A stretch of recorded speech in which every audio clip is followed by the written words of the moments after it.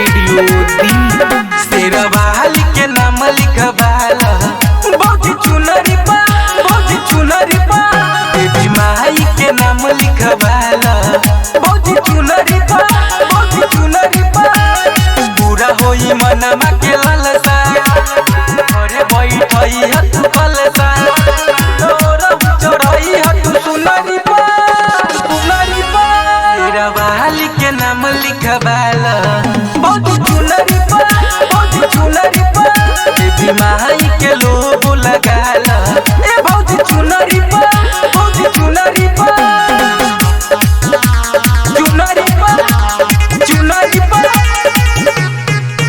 देवी माई के लोगो लगाला देवी माई दया जदी लाग जाई माया सरधा तोहर पूरा दिए चल माई के शरण दुख लिए हरण जियरा तोहर दूरा दिए देवी माई दया जदी लाग जाई माया सरधा तोहर पूरा दियो चल माई के शरण दुख लिए हरण जियरा तोहर दूरा दियो 9 दिन नवरात्रि भूख ओकरा बाद मिली तोहे सुख हम खुश बनी माइया के हुनरी पा देवी माई के नाम लिखवाला बहुत चुनरी पा शेरवाली के लोगो लगाला बहुत चुनरी पा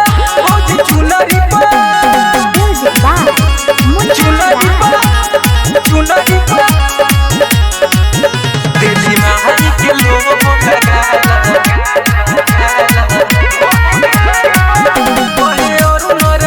तोहर बन जाई काम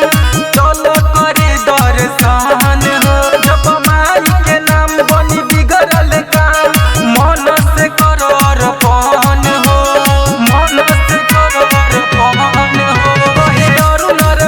तोहर बन जाई काम चल करे दर्शन हो जब माई के नाम बनी बिगड़ल काम मन से कर अर्पण हो कहेला छोटू बिहारी चल न माई के दुआरी बड़ा निक लागे माई के झूलनी पा शेरवाली के नाम लिखवाला बहुत चुनरी पा देवी माई के लोगो लगाला बहुत चुनरी पा लगाला रिटो फिल्म्स रिकॉर्डिंग स्टूडियो दिल्ली।